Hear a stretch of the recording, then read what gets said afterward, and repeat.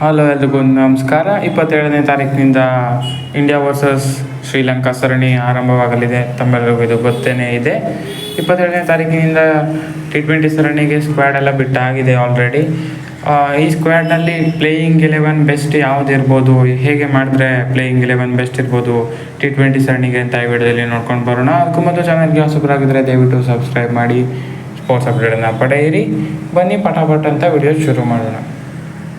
Video playing 11ಗೆ ಹೋಗೋದಕ್ಕೂ ಮೊದಲು ಯಾವ್ಯಾವಾಗ match ಇದೆ ಅಂತ ಮತ್ತೊಮ್ಮೆ ರಿಕಾಲ್ ಮಾಡಿಬಿಡೋಣ. 27 ಜುಲೈಯಂದು ಮೊದಲ T20 ಪಂದ್ಯ ನಡೆಯುತ್ತೆ, ಇಂಡಿಯಾ ವರ್ಸಸ್ ಶ್ರೀಲಂಕಾ. ಅದಾದ ಬಳಿಕ ನೆಕ್ಸ್ಟ್ ಡೇನೇ ಅಂದರೆ 28ನೇ ಜುಲೈಗೆ ಮತ್ತೊಂದು ಪಂದ್ಯ.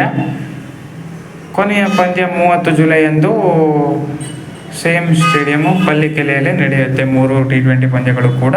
ಈ T20 ಸರಣಿ ಆದ ತಕ್ಷಣ 2 ದಿನ ಗ್ಯಾಪ್ ಬಳಿಕ ODI ಸೀರೀಸ್ ಶುರುವಾಗುತ್ತೆ.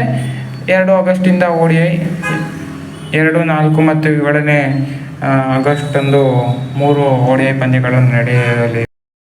T20 ಪಂದ್ಯಗಳಿಗೆ ಪ್ಲೇಯಿಂಗ್ 11 ಹೇಗಿರ್ಬೋದು ಅಂತ ನೋಡೋದಾದರೆ, ಶುಭ್ಮನ್ ಗಿಲ್, ಯಶಸ್ವಿ ಜೈಸ್ವಾಲ್ ಓಪನಿಂಗ್ನಲ್ಲಿ ಕಾಣಿಸ್ಕೊಂಡ್ರೆ, ಒನ್ ಡೌನ್ನಲ್ಲಿ ರಿಷಬ್ ಪಂತ್ ಅಥವಾ ಸಂಜು ಸ್ಯಾಮ್ಸನ್. 2 ವಿಕೆಟ್ ಕೀಪರು ಚೆನ್ನಾಗಿ ಆಡ್ತಾ ಇರೋದ್ರಿಂದ ಯಾರನ್ನ ಚಾಯ್ಸ್ ಮಾಡ್ತಾರೋ ಗೊತ್ತಿಲ್ಲ. ರಿಷಬ್ ಪಂತ್ ಅಥವಾ ಸಂಜು ಸ್ಯಾಮ್ಸನ್ ಒನ್ ಡೌನ್ನಲ್ಲಿ ಆಡ್ಬೋದು.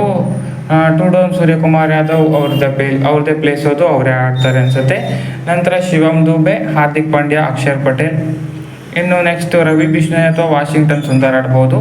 ನಂತರ ಹರ್ಷದೀಪ್ ಸಿಂಗ್, ಖಲೀಲ್ ಅಹ್ಮದ್ ಮತ್ತು ಮೊಹಮ್ಮದ್ ಸಿರಾಜ್. ಈ ರೀತಿಯ 11 ಆಡ್ಬೋದು ಅಂತ ಅನಿಸುತ್ತೆ T20 ಮ್ಯಾಚಸ್ಗಳಿಗೆ. ಪಿಚ್ ಅನುಗುಣವಾಗಿ ಒಂದೆರಡು ಬದಲಾವಣೆಗಳು ಆಗ್ಬೋದು. ಇಲ್ಲಾಂದರೆ ಈ ಸ್ಕ್ವಾಡು ಪರ್ಫೆಕ್ಟ್ ಅಂತಲೇ ಹೇಳ್ಬೋದು. ಪ್ಲೇಯಿಂಗ್ 11 ಇದು ಪರ್ಫೆಕ್ಟ್ ಅಂತಲೇ ಹೇಳ್ಬೋದು 3 T20 ಪಂದ್ಯಗಳಿಗೆ. ಪಿಚ್ನ ಅನುಗುಣವಾಗಿ ಒಂದೆರಡು ಬದಲಾವಣೆ ಮಾಡಿದರೇನು ಆಶ್ಚರ್ಯವಿಲ್ಲ. ನೋಡೋಣ ಏನು ಮಾಡ್ತಾರೆ ಅಂತ. ಹೋಪ್ ಇದು ಬೆಸ್ಟ್ ಪ್ಲೇಯಿಂಗ್ 11 ಆಗುತ್ತೆ. ಇದೇ ಥರ ಕೂಡ ಸೆಲೆಕ್ಟ್ ಮಾಡ್ಬೋದು, ಹೇಳೋಕ್ಕೆ ಬರಲ್ಲ. ಸೊ ಸ್ಕ್ವಾಡು ಚೆನ್ನಾಗೇ ಇದೆ ಈ ಸ್ಕ್ವಾಡು. ಸೊ ನೋಡೋಣ T20 ಸೀರೀಸ್ ಹೇಗೆ ಆಡ್ತಾರೆ ಅಂತ. ಹೋಪ್ ಈ ಸೀರೀಸ್ ವಿನ್ ಆಗ್ತಾರೆ. ನಂತರ ODI ಸೀರೀಸ್ ಬರುತ್ತೆ. ODI ಸೀರೀಸು ಸ್ಕ್ವಾಡ್ ಹೇಗಿರ್ಬೋದು ಅಂತ ನೆಕ್ಸ್ಟ್ ವಿಡಿಯೋದಲ್ಲಿ ನೋಡೋಣ. ಸೊ ಇದಾಗಿತ್ತು ಈ ವಿಡಿಯೋ. ಹೆಚ್ಚಿನ ವಿಡಿಯೋಗಾಗಿ ದಯವಿಟ್ಟು ಸಬ್ಸ್ಕ್ರೈಬ್ ಮಾಡಿ. ಸ್ವಲ್ಪ ಡಿಸ್ಟರ್ಬೆನ್ಸ್ ಇದೆ, ಕ್ಷಮಿಸಬೇಕು. Thank you.